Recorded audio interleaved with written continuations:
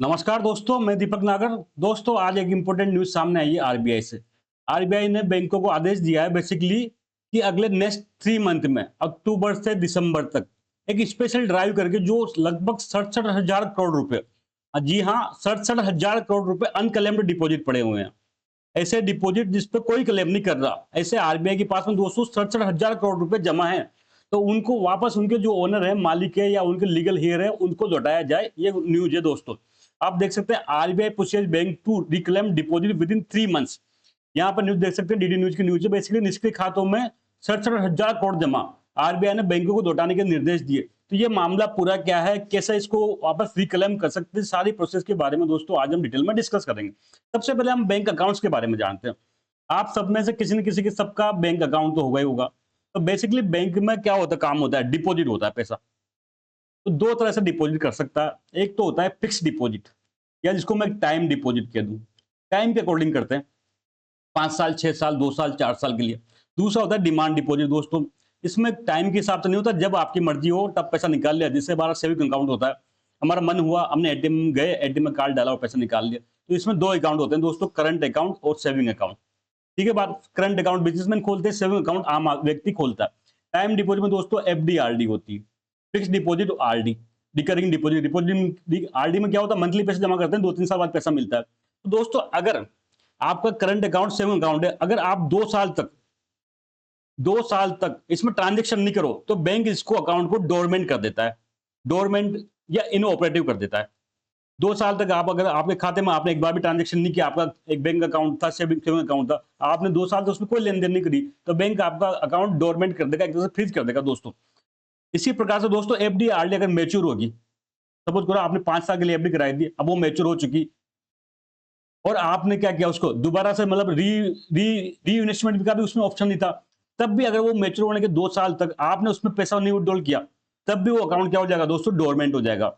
Dormant account का मतलब ये नहीं कि वो पैसा गया। डोरमेंट का अकाउंट का मतलब कि दोबारा आप केवाईसी कराओ, बैंक में जाओ, अपने केवाईसी करा के, री केवाईसी करा के उस अकाउंट को आप एक्टिवेट करा सकते हैं। ठीक है बात, यहां तक तो 2 साल तक तो क्या था, वो अकाउंट डोरमेंट था।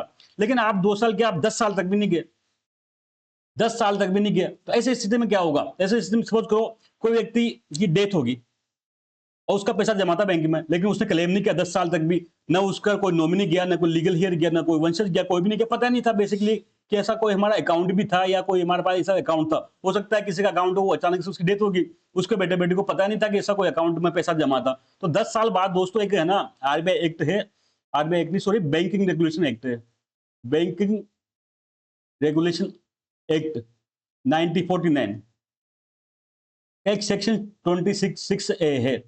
इस 26(a) दोस्तों आरबीआई को पावर देता है कि ऐसे फंड को जो 10 साल तक अनक्लेम्ड डिपॉजिट है, क्या कहेंगे इसको, 10 साल तक क्लेम नहीं किया तो अनक्लेम्ड डिपॉजिट, इसके लिए कुछ ना कुछ स्कीम बना सकता है। तो आरबीआई ने इस बैंकिंग रेगुलेशन एक्ट का सेक्शन 26(a) का प्रयोग करके एक डीप स्कीम बनाई। Deposit deposit education and awareness fund scheme होती है दोस्तों, डेप scheme. Deposit education and awareness fund scheme होती है दोस्तों, ये 2014 में बनाए। और इसी की तरह एक फंड बनाया दोस्तों, जिसको कहते हैं डेप fund, deposit education and deposit education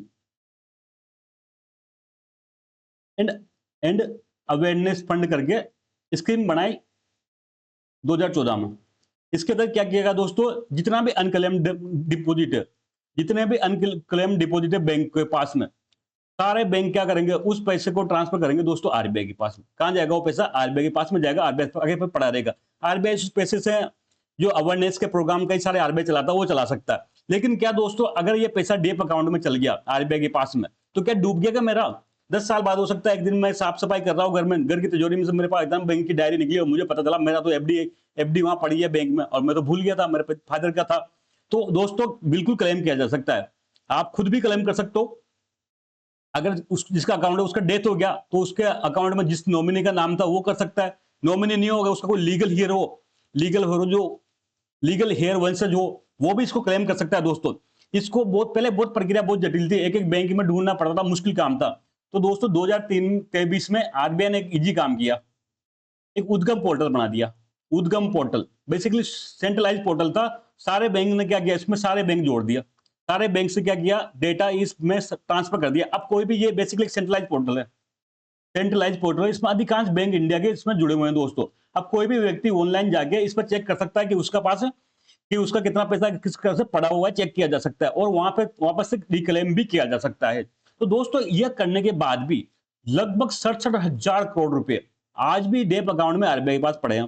कोई क्लेम करने नहीं आ रहा दोस्तों, क्या कर रहे हैं, ये भी एक तरह से अनक्लेम डिपॉजिट रूम में आज भी 67,000 करोड़ रुपए इसके पास पड़े हुए हैं। तो अब आरबीआई चाहता है कि पैसा जिसके पास पहुंचे, या तो उसके अकाउंट होल्डर के पास पहुंचे, या उसका नॉमिनी हो, या लीगल हेयर हो, जो भी हो उसके पास पहुंचे। तो आरबीआई ने बैंक को आज आदेश दिए बैंक को कि आप अक्टूबर से दिसंबर तक 3 महीने तक एक स्पेशल ड्राइव चलाओ। क्या करो, स्पेशल ड्राइव चलाओ और स्पेशल प्रयास करके इनको ढूंढो, इन अकाउंट होल्डर को ढूंढो, और है ना, ये नहीं है तो कोई इनका जो वंशज है जो भी है उसको वो वापस पैसा रिटर्न किया जाए। तो दोस्तों हो सकता है आपका भी कोई ऐसा पैसा निकल जाए, तो आप अपने घर में ट्राई करो, चेक करो, उद्गम पोर्टल पर जाओ आराम से और चेक कर सकते हैं। तो दोस्तों आज की इतनी न्यूज थी, जल्द मिलेंगे, तब तक के लिए थैंक यू, जय हिंद।